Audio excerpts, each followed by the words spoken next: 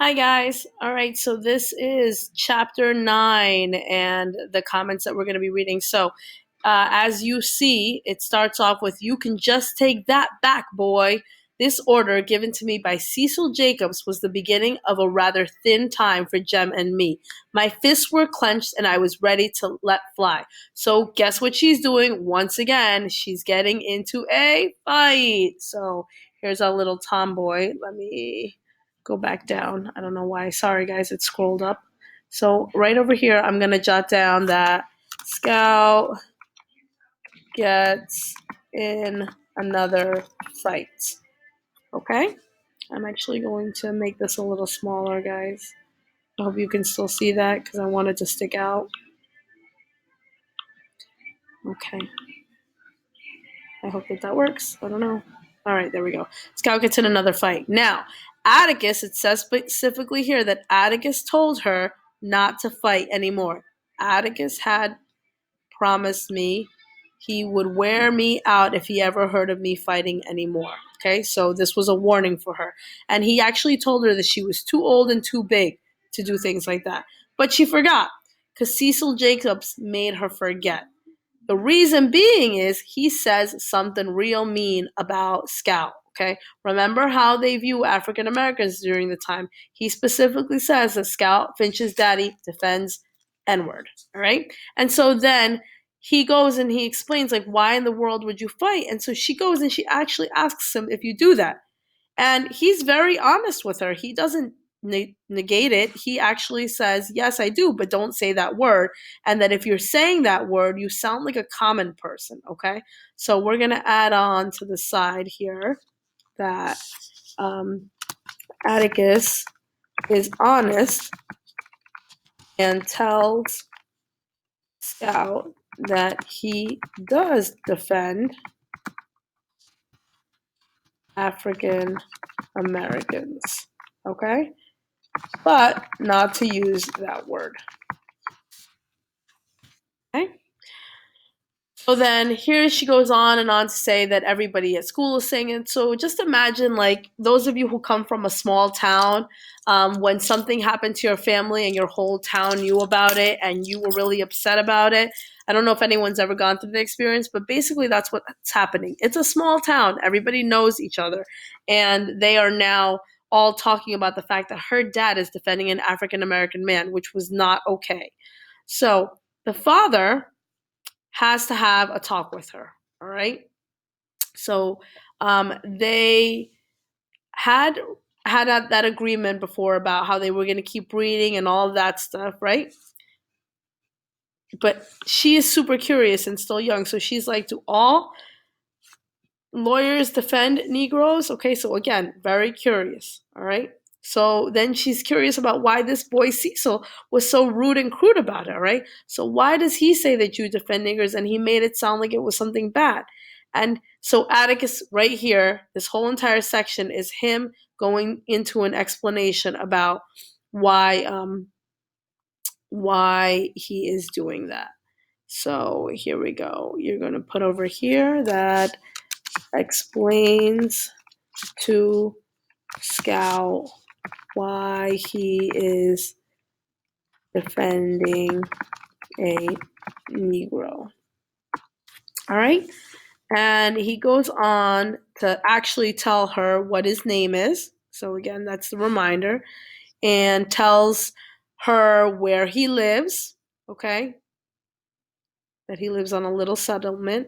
And that he actually goes to Calpurnia's church. So, Calpurnia knows his family very well, which is probably a good thing because Atticus respects Calpurnia, and she said that they are clean living folks. What do you think clean living folks means? Okay, it definitely means that they are good people. So that's something that you have to realize that he respects Calpurnia. So Cal's, I'm going to call her Cal. Cal's opinion matters. She knows. I'm going to put TR for Tom Robinson and his family, and thinks they are good people. Okay, there we go. So then he goes on to explain to her that she's not old enough to understand some things, but he does give her the warning that there's going to be some high talk around town. All right. But that this trial is not going to happen until the summer. And she goes on to ask, well, why is she doing it? If other people are going to talk about him, why is she doing it? And this is super important, okay? This is the most meaningful part right here, okay? Main reason for defending TR, all right? And he basically says that if he didn't defend Tom Robinson, then he basically wouldn't be doing his job and he wouldn't even be able to tell Jem or Scout to do something again. And so she's like, wait, Jem and me wouldn't have to mind you anymore? So that means she's saying, well, we wouldn't have to listen to you? And he's like, that's right. Okay. So he's basically telling her that he's doing the right thing. And if he didn't do the right thing, then he wouldn't be a man of good character. So right here, he's explaining that he needs to take this case to be a man of good character. Basically, be a good person because it's the right thing to do. Right? Now, um, he warns her, like I said, okay, that there's going to be some ugly talk. All right? But he asks her to do one thing for him. All right? He tells her, can you please just hold your head up high and keep those fists down? So he doesn't want her fighting. No matter what anybody says to him, no matter anything, just be strong. And she actually realizes what he's saying and says, Atticus, are we going to win? And he tells her no. All right. He is realistic. He knows how the system is during this time period. So they are acknowledging the racism that is expected during this time. The odds are not in his favor, okay? So he tells us though, just because we know that we're going to lose, that doesn't mean we shouldn't try to win, all right? And he says that just right here, simply because we're licked 100 years before we start is no reason for us to try not to win. So that is really good advice. Atticus is always giving this really good advice. So more Atticus advice. Just try no matter what. Okay, that's basically what he's saying. Just try no matter what. Now, she says, oh, that you start sounding like one of their cousins and how, they mentioned something about a war, et cetera, et cetera. Okay, this is not super important for you guys to read through. Okay, so we move on, and she says that she faces Cecil Jacob the next day, and she tells him, you gonna take that back, boy. And so she kind of instigates a fight again, but he says, you gotta make me first, he yelled. My folks said your daddy was a disgrace, and that nigga ought to hang from the water tank. So think about this. This little boy right here in this situation is not thinking on his own. He's repeating what adults are saying around him. And that's why little kids learn and repeat things. Like, think about how you guys are. You guys probably repeat a lot of the stuff that your parents might say. So, repeats what his parents think. Okay, now we're gonna keep moving, and she actually knows that she shouldn't let Atticus down, so she doesn't fight him then. But she does let Atticus down later on. Christmas came and disaster struck. Okay, so this is how they view Christmas. It's now going to be Christmas. Think about the time frame, all right? During Christmas, good things happen. They have a tree, and their Uncle Jack Finch comes Uncle Jack is the one that's the doctor, all right? He's the brother of Atticus. But the other part of it is that Aunt Alexandra comes, that's the sister, and Francis, okay? So Aunt Alexandra's husband also shows up to this party. Now, Aunt Alexandra, all right, and Uncle Jimmy, who's Aunt Alexandra's husband, it's up there, okay, they had a son. So I'm just going to highlight that right there. They had a son whose name was Henry, okay? He got married and they had a kid named Francis, okay? So every Christmas, Henry and his wife leave Francis with his grandparents and they go do their own fun thing, all right? And then Aunt Alexandra comes over to their house. And so every Christmas, she has to deal with her cousin, Francis. Well, it's more of her, I guess it's her second cousin, okay? He's a year older than she is. And he enjoyed everything that she disapproved of. So anything that she liked, he didn't like. So clearly that tells us that they do not get along. They do not get along. Who is the they we're talking about? We're talking about Frances, her second cousin, and Scout. And they're basically the same age. All right? So, um, Uncle Jack comes down, like we said, and he has these two packages and he gives them these gifts. And this is just stuff that happens between the family. All right. I want you guys to keep scrolling down. We're on page 82. And now we're scrolling down to page 89. Oh, sorry. Okay. So right here, Scout, remember she's a little girl, okay? She is talking to her Uncle Jack, and she's talking to her Uncle Jack about his cat. All right. That's Rose Almer. And she says, oh, that the cat's getting fat. And he's like, oh, it's because she eats all the leftovers. And Scout, remember, little tiny Scout says, that's a damn story. Now, mind you, it is the 1930s. This is a little girl. Think about what it means to grow up a lady. So her uncle's like, wait, I beg your pardon? And then Atticus tells her, listen, don't pay attention to her, Jack. She's just trying you out. All right. And Calpurnia supposedly says that she's been cussing fluently for a week. Remember what it is to be a lady. So Scout is cursing. Damn is considered a curse word, guys. All right. So Uncle Jack is already confused, like, oh my God, Uncle Jack doesn't have any kids. He only has a cat. So now he's hearing about his niece who likes to curse, and he's probably already like overwhelmed, like, oh my God. I don't know if you guys have any nieces or nephews, you know that you can play with them, but then you can always give them back to your siblings so you don't have to take care of them, all right? So she keeps saying things like, damn and hell. And so he says to her, Uncle Jack, oops, sorry, wrong one, guys. Uncle Jack says to her, you like words like damn and hell now, don't you?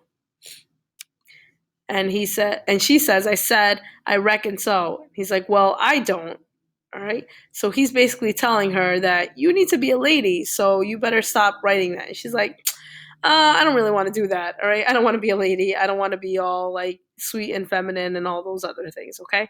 Now, when they opened up their presents the next day, Uncle Jack had got for them, where are they? 2 packages. So they're basically BB guns that he got them. Okay. So it's to teach them how to shoot, and they're all excited. They're air rifles. Right. And the kids are excited. Actually, Jem is super excited because Jem is the one that wants to get a gun. So Jem is excited about this gift. Oops.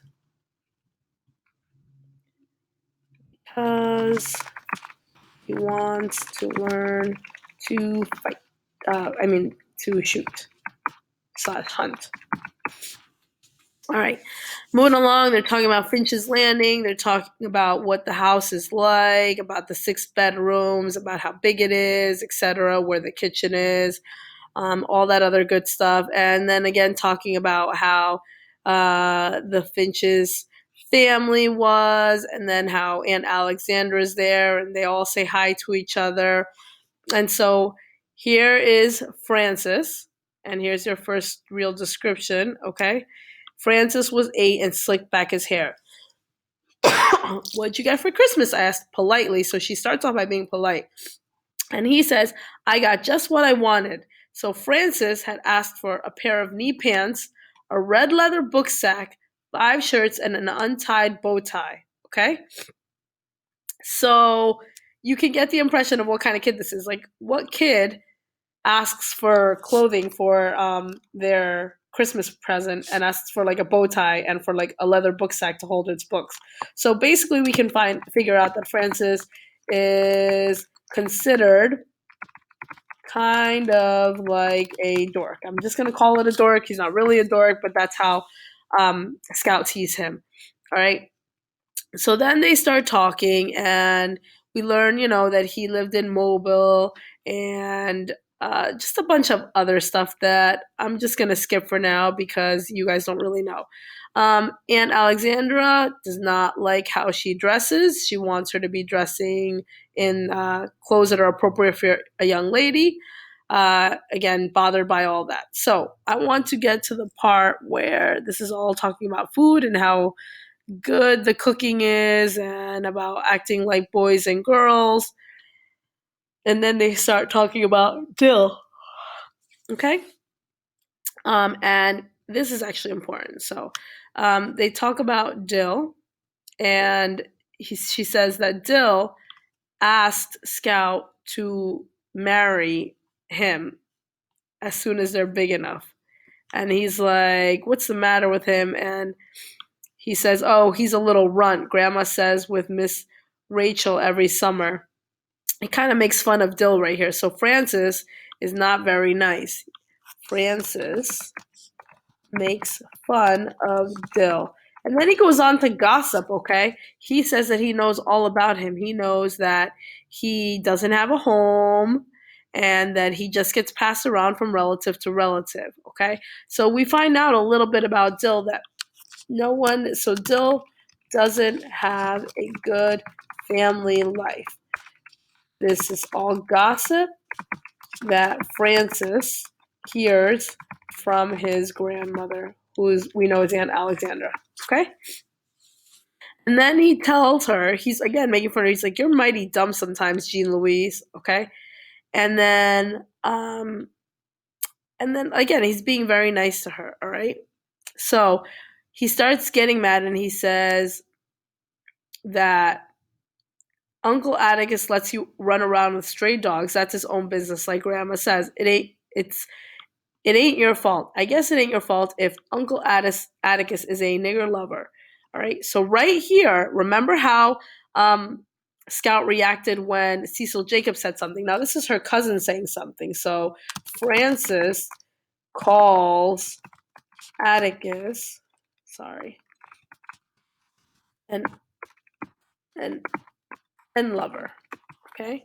So right there, she gets upset. All right. And he actually mentions that Aunt Alexandra says all these things to him. That Aunt Alexandra says he's ruining the family. That's what he's doing, etc. All right. So she leaps off the steps and she runs down the catwalk and she collars Francis. So basically, she tries to beat him up and he starts screaming that he's an end lover and all that happens, right? And of course, she tells him, you got to take it back, all that stuff, all right? And then the grandma comes in, and so I don't think I put this in here, but Scout locked him up, okay? She locked him up or got him stuck in the catwalk. And so she's like, what's going on? And he's like, Grandma, she's got me in here and she won't let me out. So he's trying to act like all innocent. And Jean Louise gets mad at her, all right? Jean Louise, Aunt Alexandra gets mad at Jean Louise and is like, what are you doing? Okay. And Francis keeps being like rude. He keeps calling Atticus an N lover and getting her into trouble. So then Uncle Jack gets involved and he pins her arms to her sides and he says, "Stand still." And he gets really upset at Scout because she's not acting like a lady. She's fighting, okay? And he says, "Who started this?" Okay? And Francis and her are pointing at each other. And then he says, "Grandma." And then he says, "She called me a whore lady and jumped on me," and all this stuff, right? And Uncle Jack goes to Scout and he's like, "Is this true?" And she's like, "Yep, it is," right? So he kind of yells at her and he doesn't even hear her side. So she gets really, really upset. And she starts screaming at him. She's like, "I'll never speak to you as long as I live. I hate you and despise you. And I hope that you die tomorrow." All right. So she gets really, really upset. So then she runs to Atticus. All right. So all of this is happening after that fight with Francis. So after the fight with Francis. Okay.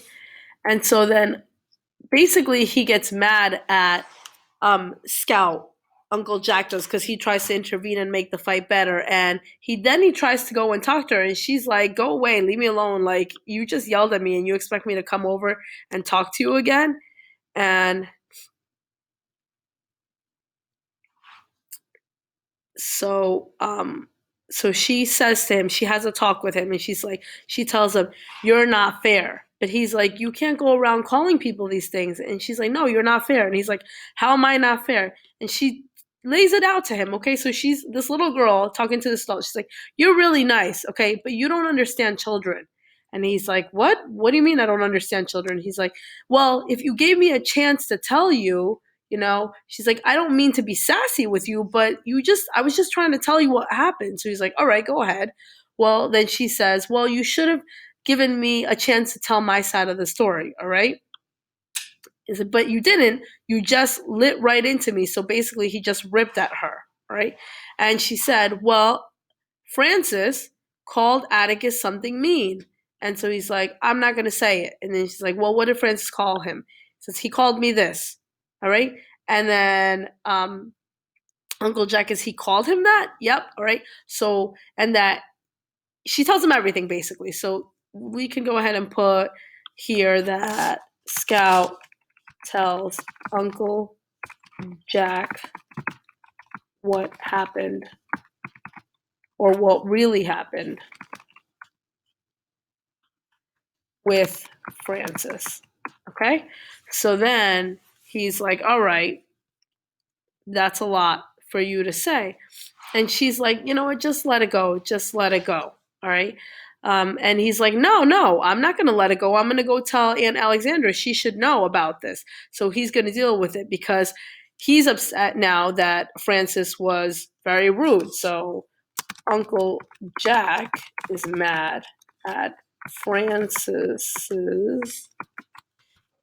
behavior. All right. So, um, let's see.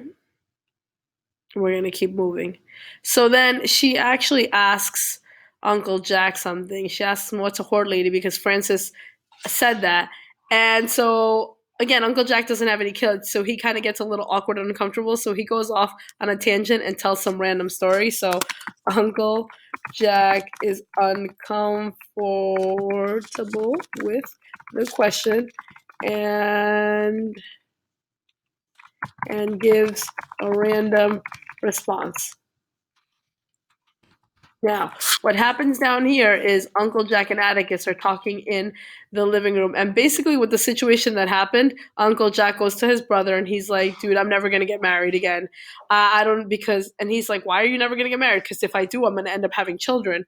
And so Atticus laughs and he's like, "Oh, there's a lot that you have to learn." He's like, "Yeah, I know I have a lot to learn. Your daughter gave me my first lessons this afternoon." And he goes on and he tells him, how he didn't listen to her side of the story. Mind you, this entire time that this conversation is happening, Scout is being a little nosy body and she's listening.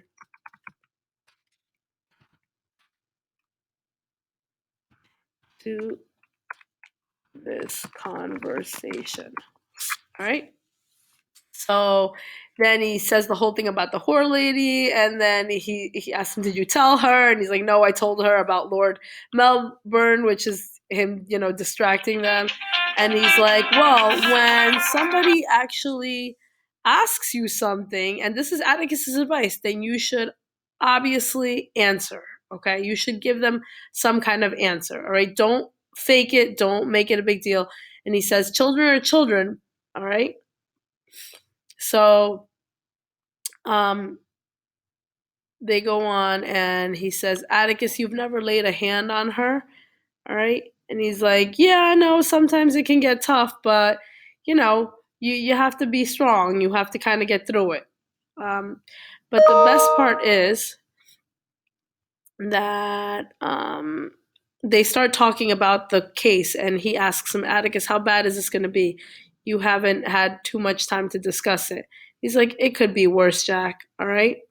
But we've got this black man's word against the Ewells." Okay, so there they are. They're talking about the case right here. Talking about the Tom Robinson case and how hard it will be. All right. Um, so after they talk about all this, all of a sudden Atticus says, "Jean Louise, go to bed." She jumps up because all this time she thought she was hiding or out, but Atticus knew the whole time she was there. So think about it. Obviously, he wanted her to be there. So obviously, he wanted her to hear their conversation. Okay? And that's basically the end of the chapter. All right? Hopefully, you guys jot lots of stuff down. Thanks. Bye.